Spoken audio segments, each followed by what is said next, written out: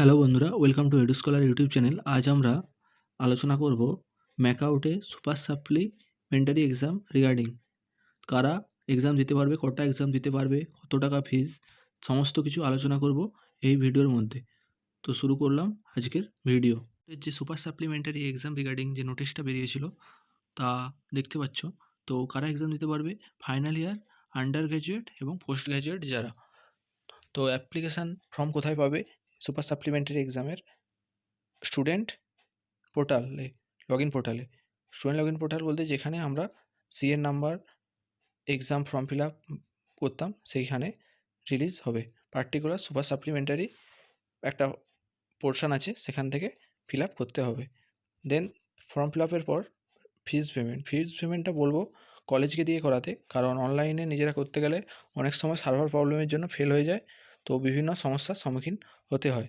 তো availability of submission of form supplementary exam 28/8/2024, last date of release college থেকে হচ্ছে 2/9/2024। Student submission online submission করতে হবে 3/9/2024 last date স্টুডেন্টদের সাবমিশনের form. 4/9/2024 last date of fees payment. Then admit card generate হবে 6/9/2024-এ, আর exam start হচ্ছে 9/9/2024। তো কেউ এখানে টোটাল 4টি সাবজেক্টের এক্সাম দিতে পারবে। কেউ যদি 7 সেমে, ফাইনাল ইয়ারের 7 আর 8 সেমে যদি 6টি সাবজেক্টে সাপ্লি পেয়ে থাকো, তবে 4টি সাবজেক্টই এক্সাম দিতে পারবে। এখানে বলেছে ফিজ পার সেমিস্টার, মানে 7 সেমিস্টারের আর 8 সেমিস্টার মিলে 4টি যে এক্সাম দেবে, সেক্ষেত্রে 7 সেমিস্টারের জন্য 1000 টাকা, 8 সেমিস্টারের জন্য 1000 টাকা পে করতে হবে।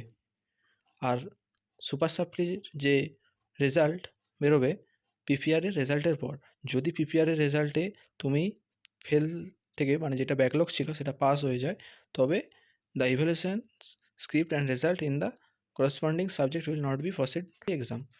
যদি তোমরা পিপিআরে পাস করে যাও, তবে তোমাদের যে সুপার সাপ্লিতে যারা ফর্ম ফিল আপ করেছো ওই সাবজেক্টেই এক্সাম দেওয়ার জন্য, সেক্ষেত্রে যদি পাস করে যাও পিপিআরে, সেক্ষেত্রে এই সাবজেক্টের আর খাতা চেক হবে না।